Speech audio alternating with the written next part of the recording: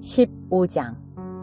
다윗은 다윗성에 자신의 집을 지은 뒤에 하나님의 궤를 둘 자리를 마련하고 장막을 쳤다. 그런 다음 이렇게 명령했다. 레위인들 외에는 누구도 하나님의 궤를 나를 수 없다. 하나님께서 그들을 선택하셔서 오직 그들만이 하나님의 궤를 나르게 하셨고 장막 안에 머무르면서 예배를 섬기게 하셨다. 다윗은 특별히 준비해둔 곳으로 하나님의 궤를 옮겨오려고 이스라엘 모든 백성을 예루살렘에 불러 모았다. 다윗은 아론 집안과 레위인들도 불러들였다. 고앗 가문에서 족장 우리엘과 그의 친족 120명, 무라리 가문에서 족장 아사야와 그의 친족 220명, 게르손 가문에서 족장 요엘과 그의 친족 130명, 엘리사반 가문에서 족장 스마야와 그의 친족 200명, 헤브론 가문에서 족장 엘리엘과 그의 친족 80명, 우시엘 가문에서 족장 암미나답과 그의 친족 112명이었다. 그러고 나서 다윗은 제사장 사독과 아비아달, 레위인 우리엘, 아사야, 요엘, 스마야, 엘리엘, 암미나답을 불러 그들에게 말했다. 여러분은 레위 가문의 책임자들입니다. 이제 여러분과 여러분의 친족들은 자신을 정결하게 하고 이스라엘의 하나님의 궤를 내가 따로 마련해둔 곳으로 옮겨오십시오. 지난번에 이 일을 할 때는 여러분 레위인들이 궤를 메지 않았습니다. 우리가 규정대로 제대로 준비하지 않았기 때문에 하나님께서 진노하신 것입니다. 그러자 제사장과 레위인들은 이스라엘의 하나님의 궤를 옮겨오기 위해 자신들을 정결하게 했다. 레위인들은 하나님의 지시에 따라 모세가 명령한 대로 하나님의 궤에 채를 끼워 어깨에 메고 손으로 만지지 않도록 주의했다. 다윗은 레위인 족장들에게 지시하여 그들의 친족들을 찬양대로 세우고 잘 구비된 악대의 연주에 맞추어 노래할 때에 흥겨운 소리가 하늘 가득 울리게 했다. 레위인들은 요엘의 아들 헤만과 그의 친족인 베레갸의 아들 아삽을, 무라리 가문에서는 구사야의 아들 에단을 찬양대로 임명했다. 그들 외에 두 번째 서열도 그들의 형제 스가랴, 야하시엘, 스미라못, 여히엘, 운니, 엘리압, 브나야, 마아세야, 마따디야, 엘리블레후, 믹네야, 문지기 오베데돔, 여히엘을 임명했다. 찬양대와 악대 대원들은 이러하다. 헤만, 아삽, 에단은 청동 심벌즈를 쳤다. 스가랴, 아시엘, 스미라못, 여히엘, 운니, 엘리압, 마아세야, 브나야는 수금으로 멜로디를 연주했다. 마따디야, 엘리블레후, 믹네야, 오베데돔, 여히엘, 아사시아는 하프로 화음을 넣었다. 음악을 책임진 레위인 그나냐는 타고난 음악가요 지휘자였다. 베랴갸와 엘가나는 궤를 나르는 자였다. 제사장 스바냐, 요사밧, 느다넬, 아비세, 스가랴, 브나야, 엘리에셀은 하나님의 궤 앞에서 나팔을 불었다. 오베데돔과 여히야도 궤를 나르는 자였다. 마침내 그들이 모든 준비를 마쳤다. 다윗과 이스라엘의 장로와 천부장들은 오베데돔의 집으로 가서 하나님의 언약궤를 가지고 올라왔다. 그들은 기쁜 마음으로 길을 갔다. 하나님께서 레위인들을 도우셔서 하나님의 언약궤를 나르는 그들에게 힘을 주셨다. 그들은 멈추어 서서 소 7마리와 순양 7마리를 제물로 바쳐 예배했다. 다윗과 궤를 나르는 레위인과 찬양대와 악대와 음악을 지휘하는 그나냐를 포함한 모든 사람이 고운 세마포 옷을 입었다. 다윗은 세마포로 만든 겉옷까지 입었다. 온 이스라엘이 행진하며 나아갔고 온갖 관악기와 타악기와 현악기를 연주하면서 소리치고 환호하며 하나님의 언약궤를 옮겼다. 하나님의 언약궤가 다윗성으로 들어올 때에 사울의 딸 미갈이 창가에서 그 광경을 보았다. 다윗 왕이 기뻐 어쩔 줄 모르며 춤추는 모습을 보고서 그녀는 마음속으로 다윗을 업신여겼다. 2장. 사랑이라는 고귀한 법. 사랑하는 친구 여러분, 그리스도께로부터 시작된 우리의 영광스러운 믿음 생활에 세상 사람들의 생각이 영향을 미치지 못하게 하십시오. 어떤 사람이 값비싼 정장 차림을 하고 여러분의 교회에 들어오고 뒤이어 누더기 옷차림의 노숙자가 들어왔다고 가정해 봅시다. 여러분이 정장을 차려입은 사람에게는 선생님, 여기 앉으십시오. 이 자리가 가장 좋은 자리입니다. 라고 말하면서 누더기를 걸친 노숙자는 아예 무시하거나 혹은 여기 뒷자리에 앉는 게 좋겠습니다. 라고 말한다면 여러분은 하나님의 자녀들을 차별하고 남을 판단하는 신뢰할 수 없는 사람이 아니겠습니까? 사랑하는 친구 여러분, 귀 기울여 들으십시오. 하나님께서는 전혀 다르게 일하신다는 것이 이미 분명하게 드러나지 않았습니까? 그분께서는 세상의 가난한 사람들을 택하셔서 그 나라의 권리와 특권을 지닌 1등 시민이 되게 하셨습니다. 그 나라는 하나님을 사랑하는 사람 누구에게나 약속된 나라입니다. 그런데도 여러분은 여러분과 같은 시민들을 업신여겨 욕보이고 있습니다. 여러분을 착취하는 사람들은 지위가 높고 힘있는 자들이 아닙니까? 법정을 이용해 여러분에게 터무니없는 돈을 청구하는 사람들도 그들이 아닙니까? 여러분이 세례 때 받은 그리스도인이라는 새 이름을 경멸하는 사람들도 바로 그들이 아닙니까? 여러분이 내 자신을 사랑하듯이 다른 사람을 사랑하라는 성경의 고귀한 법을 이행하면 그것은 잘하는 일입니다. 그러나 여러분이 이른바 유력인사라고 하는 자들을 우대한다면 그것은 성경의 법을 어기는 것이고 여러분은 그 일로 말미암아 범법자가 됩니다. 여러분은 하나님의 율법 가운데 이러저러한 조항만 선택할 수 없고 특별히 한두 가지는 지키고 다른 것들을 무시할 수는 없습니다. 간음하지 말라고 하신 하나님께서 또한 살인하지 말라고 하셨습니다. 여러분이 간음하지는 않았으나 살인을 저질렀다고 가정해 봅시다. 그러면 여러분은 나는 간음하지 않았으니 그것으로 나의 살인죄가 상쇄될 거야 라고 생각하겠습니까? 그럴 수 없습니다. 여러분은 결국 살인범입니다. 여러분은 우리에게 자유를 주는 그 법에 따라 심판을 기다리는 사람처럼 말하고 행동하십시오. 여러분이 친절하게 행동하지 않으면 친절한 대우받기를 기대할 수 없을 것입니다. 친절한 자비는 언제나 무자비한 심판을 이깁니다. 행함이 있는 믿음. 사랑하는 친구 여러분, 여러분은 온갖 옳은 말씀을 배우기만 하고 아무것도 행하지 않으면서 잘 되기를 바랍니까? 어떤 사람이 믿음을 논하기만 하고 전혀 실천하지 않는다면 그 사람에게 믿음이 실제로 있는 것이겠습니까? 예를 들어 여러분의 옛 친구가 누더기를 걸친 채 굶주리고 있는데 그에게 다가가서 여복의 친구 그리스도를 입으시게 성령 충만하시게 라고 말하면서 외투 한 벌이나 밥 한 그릇 주지 않고 떠나간다면 무슨 소용이 있겠습니까? 하나님의 말만 앞세우고 하나님의 행함이 없다면 그것은 터무니없는 짓임이 분명하지 않습니까? 벌써 여러분 가운데 누군가가 좋습니다. 당신이 믿음을 맡으면 나는 행함을 맡겠습니다 라고 말하는 소리가 들립니다. 성급하게 판단하지 마십시오. 내가 행함이 없는 믿음을 보여줄 수 없듯이 여러분도 믿음 없는 행함을 보여줄 수 없습니다. 믿음과 행함, 행함과 믿음은 뗄래야 뗄 수 없는 관계입니다. 여러분은 한 분이신 하나님을 믿는다고 공언하면서 마치 그것으로 대단한 일을 했다는 듯이 뒷짐을 진 채 만족해 하더군요. 참 대단하십니다. 마귀들도 그렇게 합니다만 그것이 무슨 소용이 있겠습니까? 생각을 좀 해보십시오.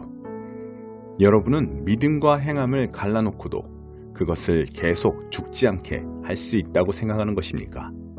우리 조상 아브라함이 자기 아들 이삭을 번제단에 바칠 때 행함으로 하나님과 바른 관계를 맺은 것이 아닙니까? 믿음과 행함은 함께 멍에를 맨 동반자임이 분명하지 않습니까? 믿음은 행함으로 나타나는 것이 아닙니까? 행함이 믿음의 행위라는 것은 다 아는 사실이 아닙니까?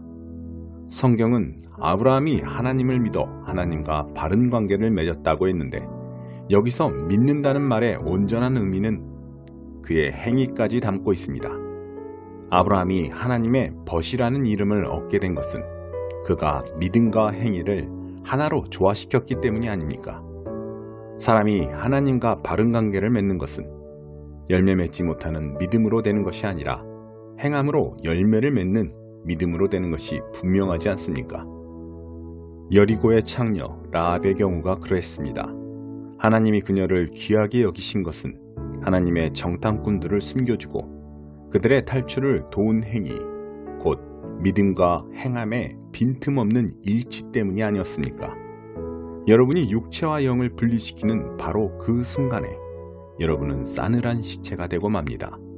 믿음과 행함을 분리시켜 보십시오. 여러분이 얻을 것은 시체뿐입니다. 9장 다섯째 환상 산당의 붕괴와 민족 전멸.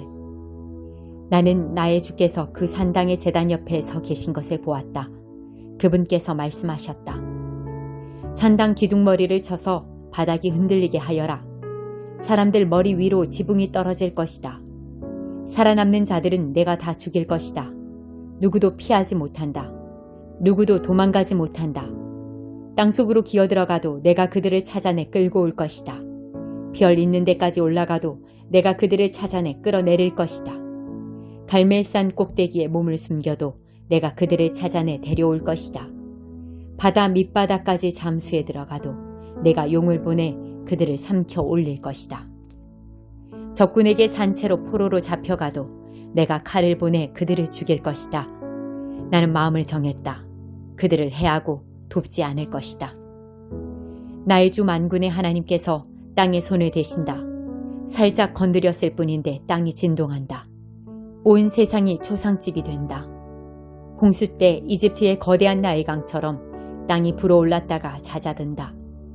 하나님께서 하늘 높이 탑이 치솟게 하시고 바위처럼 굳센 땅에 기초를 놓으셔서 당신의 궁전을 세우신다. 바닷물을 불러올려 땅 위에 쏟으신다. 하나님, 너희 하나님께서 이 모든 일을 행하신다. 너희 이스라엘 사람들아, 너희가 저기 먼 곳의 구스 사람들보다 조금이라도 나은 줄 아느냐? 하나님의 보고다. 내가 모든 민족의 운명에 다 관여한다는 것을 모르느냐? 이스라엘을 이집트에서 건져주었듯이 나는 블레셋 사람을 갑돌에서 아람 사람을 기르에서 구해주었다. 나 주 하나님이 너희를 주시하고 있다. 죄의 왕국인 너희를 조만간 지면에서 쓸어버릴 것이다. 그러나 야곱 가문을 완전히 멸하지는 않으리라. 하나님의 보고다. 내가 여기서 명령을 내린다. 나는 이스라엘을 채 속에 던져넣고 모든 민족 앞에서 심하게 흔들어 죄와 죄인들을 모조리 걸러낼 것이다. 진짜 알곡은 하나도 잃어버리지 않겠지만 죄인들은 모조리 걸러낼 것이다. 우리 생애에 나쁜 일은 일어나지 않는다. 나쁜 일에 조짐도 없을 거야 하고 말하는 죄인들을 다 걸러낼 것이다. 다윗의 집을 다시 일으켜 세울 것이다.